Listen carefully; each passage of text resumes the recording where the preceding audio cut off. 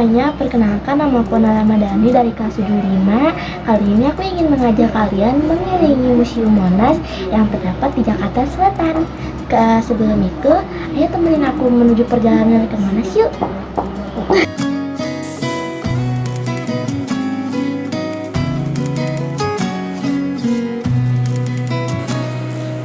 Ku tuliskan kenangan tentang caraku menemukan dirimu,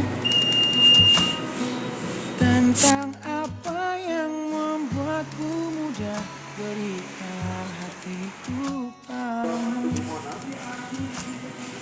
Takkan habis sejuta lagu untuk menceritakan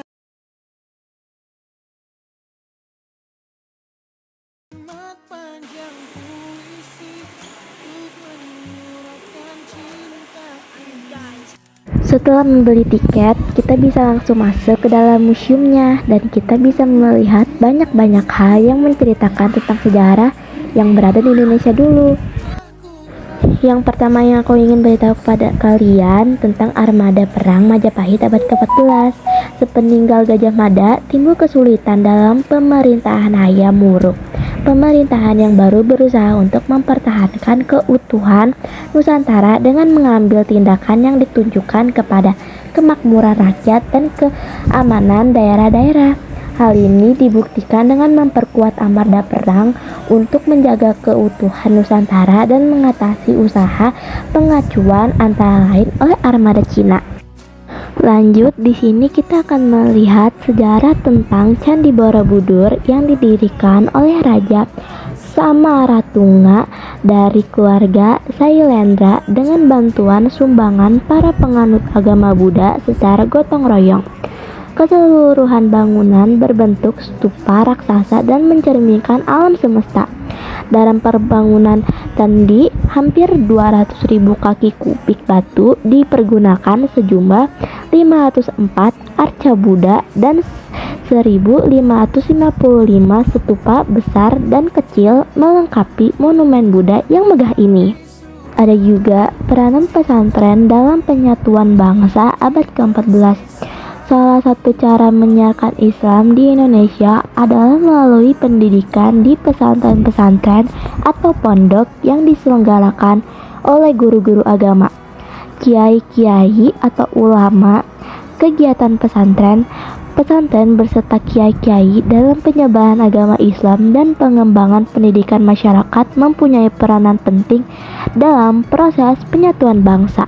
Di sini kita bisa melihat Sumpah Pemuda 28 Oktober 1928.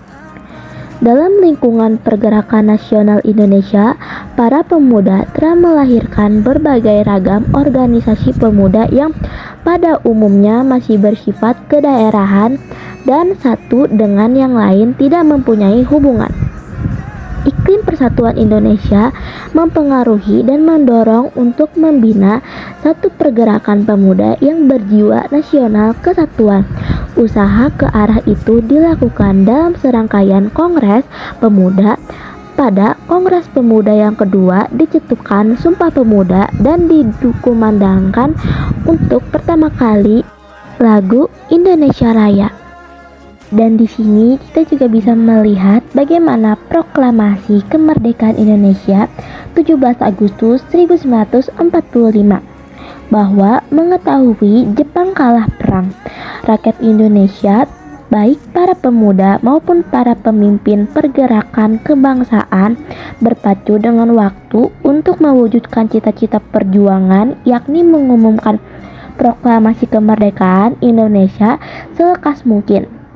Dalam pertemuan rahasia pada malam hari tanggal 16 Agustus 1945 di Jalan Imam Bonjol 1, Jakarta, naskah proklamasi dirumuskan, ditandatangani oleh Soekarno dan Mohatta pada tanggal 17 Agustus 1945 pukul 10. Soekarno didampingi Mohatta membacakan proklamasi kemerdekaan Indonesia. Dan sekarang kita berada di puncak Tugu Monas. Kalian bisa mengunjungi puncak Tugu Monas ini menggunakan lift ya teman-teman. Di sini aku ingin memberikan kalian beberapa fakta tentang Monas. Pertama, lokasi Monas terletak di pusat kota Jakarta, tepatnya di Lapangan Merdeka, Jakarta Pusat. Tinggi monumen ini memiliki tinggi 132 meter atau 433 kaki.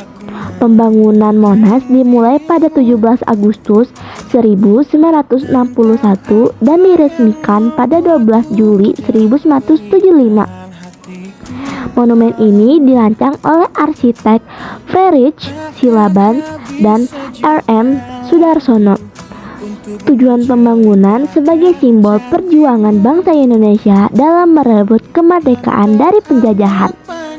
Desain dan simbolisme lidah api emas, puncak Monas memiliki bentuk lidah api yang dilapis emas murni seberat 50 kg, melambangkan semangat perjuangan yang tak kunjung padam.